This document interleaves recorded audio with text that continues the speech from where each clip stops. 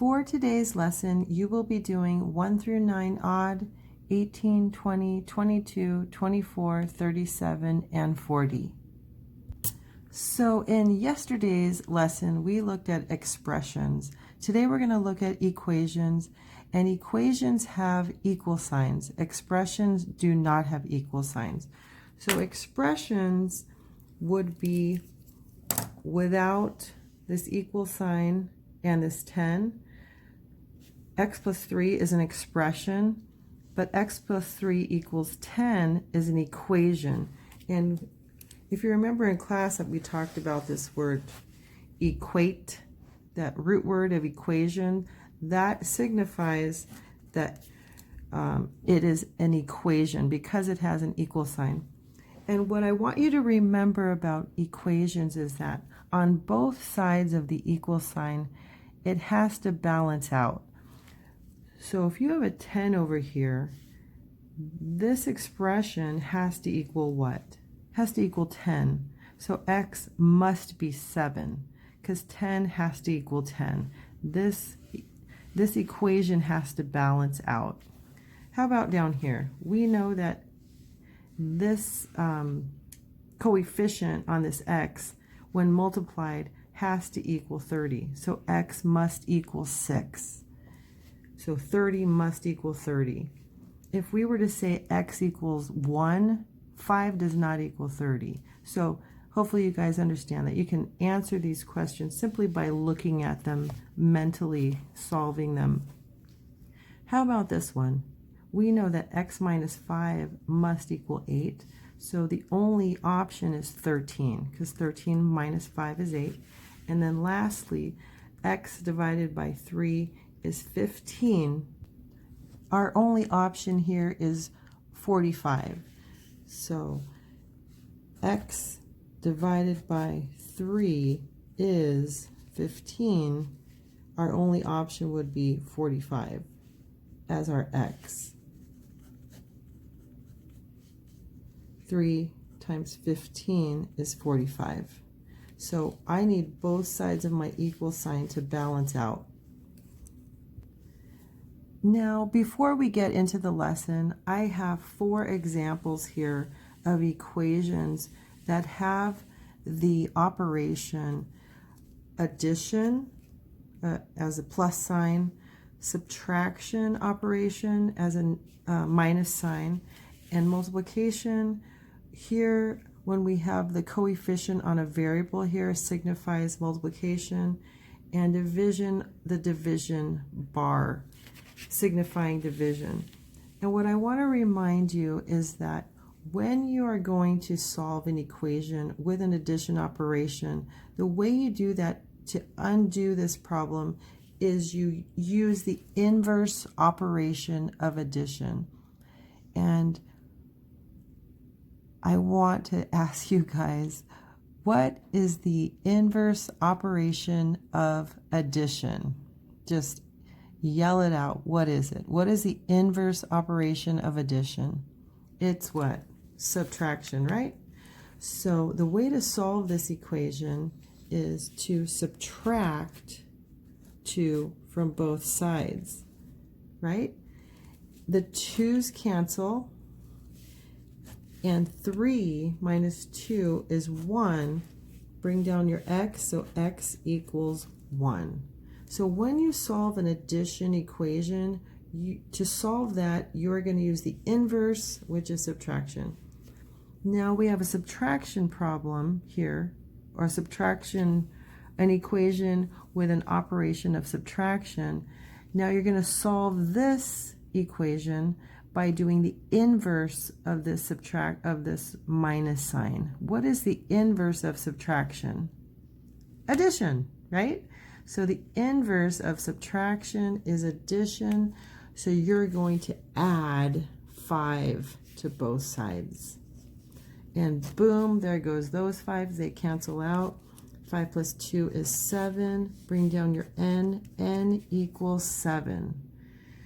Okay, so now same thing for multiplication and division.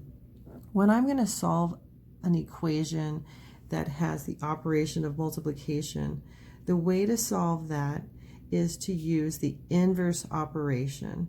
So the inverse operation of multiplication is division. So I'm going to divide by what? By 5. I'm going to pick 5 because that's the only number that I can choose that'll allow me to cancel out those 5s. What I do to one side, I do to the other. And A equals 4. Okay, now let's look at this division equation, or this equation with a division operation. X divided by 4. I'm going to solve that by inversing my x divided by 4. What is the inverse of division? Multiplication. So I'm going to multiply this side by a number that will allow me to cancel out these 4s. The only number I can choose is 4. So I'm going to multiply by 4 on both sides. A whole number of 4 is like saying 4 over 1, if you will. And I'm going to cancel out my 4s. I'm left with x. X equals 16. So just by way of reminder, when you solve an addition operation equation like this, you're going to use the inverse, which is subtraction. Again, over here, subtraction, you're going to use the inverse. Addition, multiplication, the inverse is division, so you're going to divide here by 5. And then a division operation, you're going to multiply. So always undo your problems by the inverse of the original operation. Okay, so we're going to jump right into the lesson, starting with number 1. Here we have an operation of addition. So what is the inverse of addition? Subtraction. So you're going to subtract 1/5 on both sides, just like that. These 1/5, a positive 1/5 and a negative 1/5, cancel out. So those are done. Bring down my x. Here we have a common denominator of 5. That means we can just subtract our numerators. So 4 minus 1 is 3. And keep the the denominator the same. X equals 3/5. Let's look at number 3. Here we have an operation of subtraction. So the inverse of subtraction is addition. So we are going to add 3/8 on both sides. So I add 3/8 on both sides. These cancel out beautifully. Add 3/8 to this side of the equation. X equals, our denominators are the same, so we can keep our denominator of 8. 7 plus 3 is 10. Denominator is 10/8. And it looks like the book wants us to, you don't have to turn it to a mixed number, but we do need to reduce that. So I can see right off the bat that these are both even numbers, so they both can be reduced or divided by 2. So let's try that. Divide both by 2. 10 divided by 2 is 5, and 8 divided by 2 is 4. And that's what the book came up with too, 5/4. Okay, let's look at number 5. Here we have an operation of addition. So to undo that, we're going to do the inverse operation, which is subtraction. So minus 5/12, those cancel out. What I do to one side of my equation, I have to do to the other. So minus 5/12. Now I see here though that I have a little bit of a problem because I don't have common denominators, and I need to have common denominators before I can subtract these. So I'm going to look for my lowest common multiple between these two numbers, and it's going to be 12. So I need to change this denominator to 12, so I'm going to multiply it times 3. Easy enough, right? But what I do to the denominator, I need to do to the numerator. And again, I can do that because 3 divided by 3 is 1, so I'm not changing my 3/4, keeping it the same. And I'm going to go ahead and work on multiplying this out. So 9 minus 5 in my numerator spot, and now my denominator is 12. 9 minus 5 is 4, and my denominator is 12. This can be reduced. 4 can go into 12 3 times, and 4 goes into itself 1 time, so 1/3.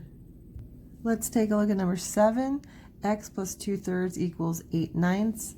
I have an operation of addition here, so I need to undo that with the inverse operation of addition, which is subtraction. So I'm going to subtract that 2/3 by negative 2/3. Those are going to allow me to cancel those out. What I do to one side, I must do to the other side.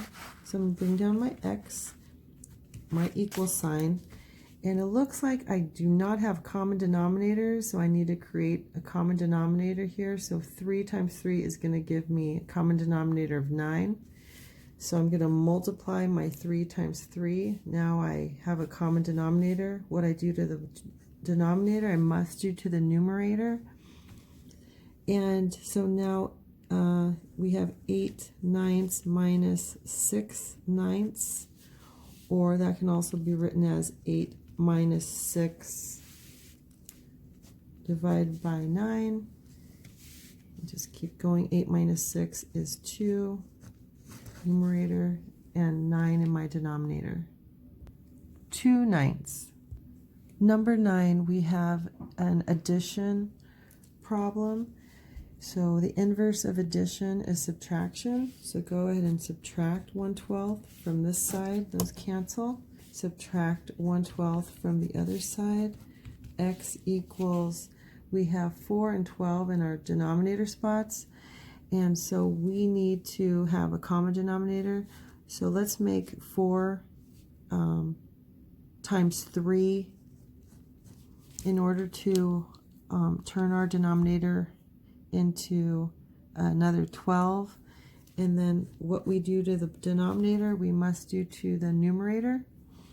3 times 3 is 9 in the numerator spot, minus 1, divided by, we now have a common denominator of 12, so we can just write it like that. And then 9 minus 1 is 8, and our 12, and that can be reduced even more. So both of these numbers can be divided by 4. So let's divide both by 4. 8 divided by 4 is 2, and 12 divided by 4 is 3.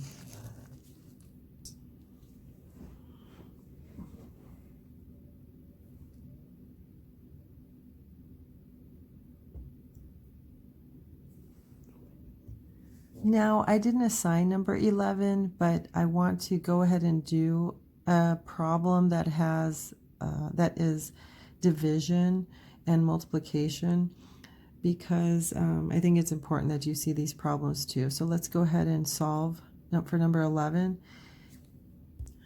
One thing I do need to remind you is you can also look at this problem as you need to tell yourself, I need to get the variable by itself, because essentially what you're trying to do is solve for the variable. And in this case, your variable is b.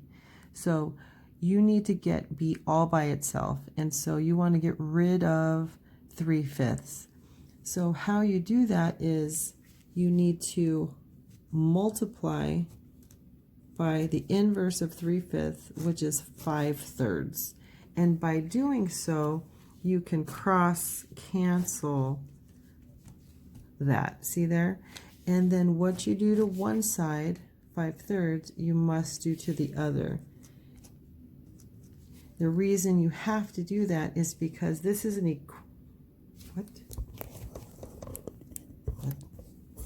Okay, so my camera just died, so I'm not exactly sure what I was saying.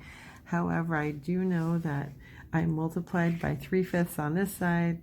I'm sorry, 5/3, which is the inverse of 3/5, and then I have to multiply by 5/3 on this side to be left with b. I want to isolate my b, get b all by itself, and now just multiply across. 4 times 5 is 20, because again, any whole number is like saying 4/1, and then I'll multiply my denominators, which are 3, which is equals 3. So 11 is 20/3. Again, you're not assigned 11, but you can do it for extra credit if you want to put on your paper. Number 18 says r plus 0.57 equals 3.65. So we need to get r by itself. We have an addition operation here.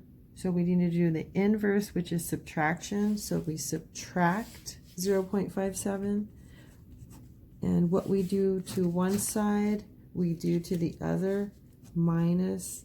I'm going to go ahead and line up my decimal there. 0.57 and then subtract.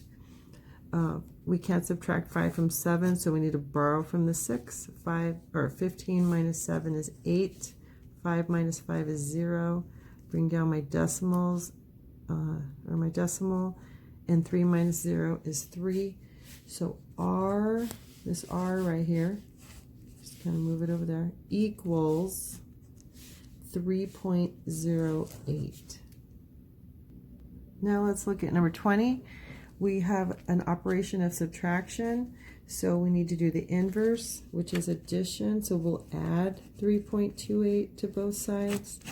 Those 3.28s cancel out. We're going to add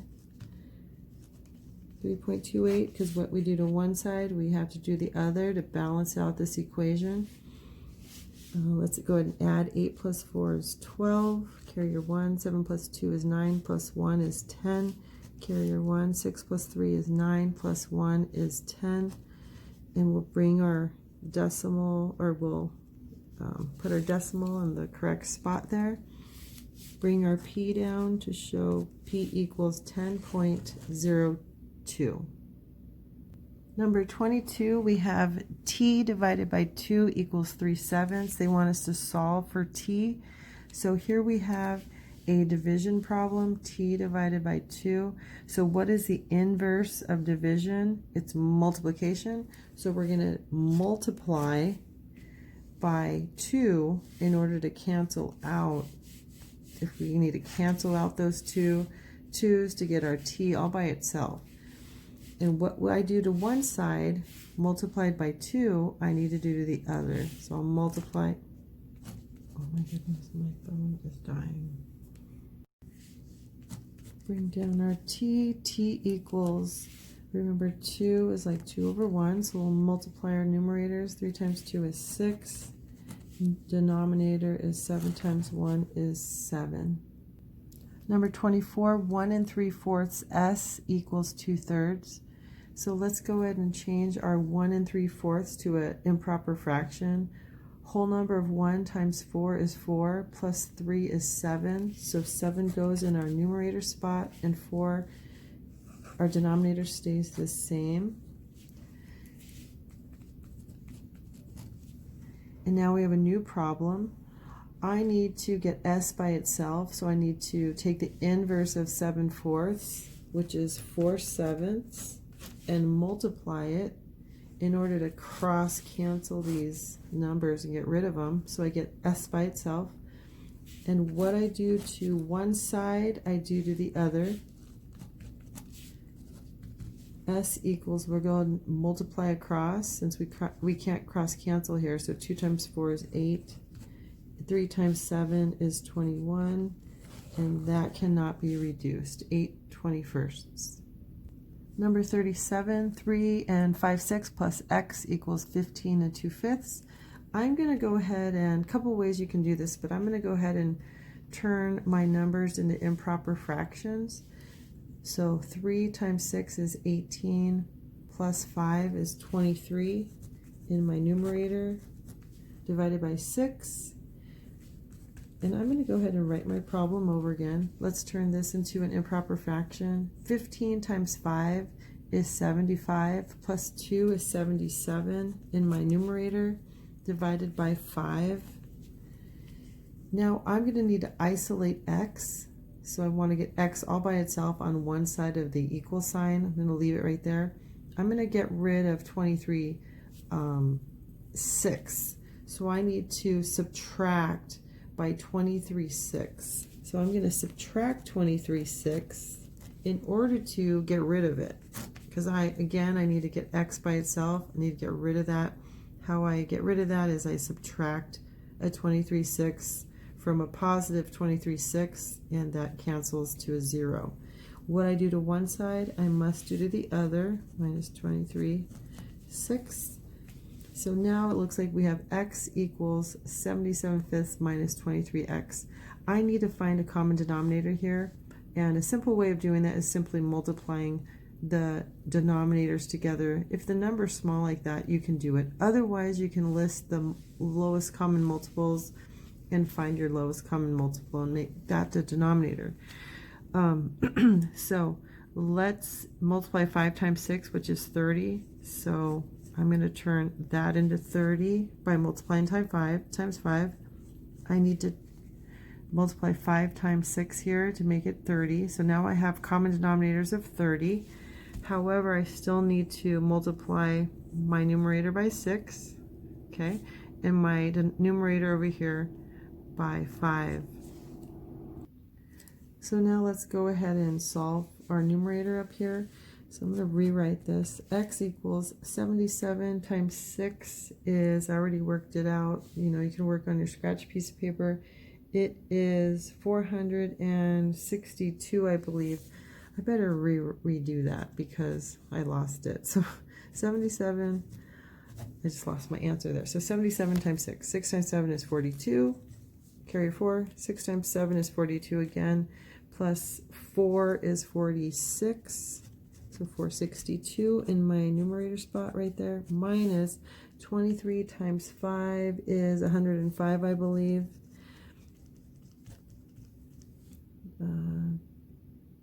15, 10, 11, nope, it's 115. Is that right? Let's see. 5 times 3 is 15. Carrier 1. Oh, 5 times 2 is 10. I'm sorry. Yeah. No, yeah, that's right. 115. Okay. 115. I just worked those out, and I was going to be prepared, and I lost it on my sheet of paper here. So anyway, we know that our denominator is 30. Just be very careful when you're working with, you know, a little higher numbers. 462 minus 115. Go ahead and move over here and use some scratch paper. 2 cannot subtract 5, so we're going to borrow. 12 minus 5 is 7. 5 minus 1 is 4. 4 minus 1 is 3. We have 347 divided by 30. Phew, and I just looked over at the book and it's correct. Thank you, Lord. So number 10, they want you to write an equation and solve it. So this is a word phrase, and so a mathematical word phrase. So you're going to go ahead and write this sentence out as a equation. So let's go ahead and look at this. So we have a number. Let me go ahead and use my pen here. A number, that's going to be our variable, is multiplied, we know we're going to be multiplying, by 2.4, resulting in, this word resulting, if you remember your word phrase piece of paper that I gave you, resulting was one of the words that meant equal. In the product, meaning the answer is 324, and they're asking what is the number. So let's go ahead and write this out as an equation. So a number multiplied by 2.4 would look like this. A number multiplied by 2.4 results in the product 324. Results is the equal sign 324, and then they want you to solve it. So this is an equation that can be your answer. To write this a little more properly, I would accept this, but to write this properly, 2.4n equals 324. So you can write it like this, or you can write it like this. I will accept both answers. Again, this is a decimal. It kind of looks like a raised dot, but 2.4n equals 324, and 2.4 times n equals same thing. So you can pick one of those. Now we have to solve it. So this is multiplication here, so I need to divide, and those cancel out. And what I do to one side, I do to the other. So we have n equals 324 divided by 2.4. Now we just need to carefully divide that out, and that's going to give me 135 as my n. So n equals 135.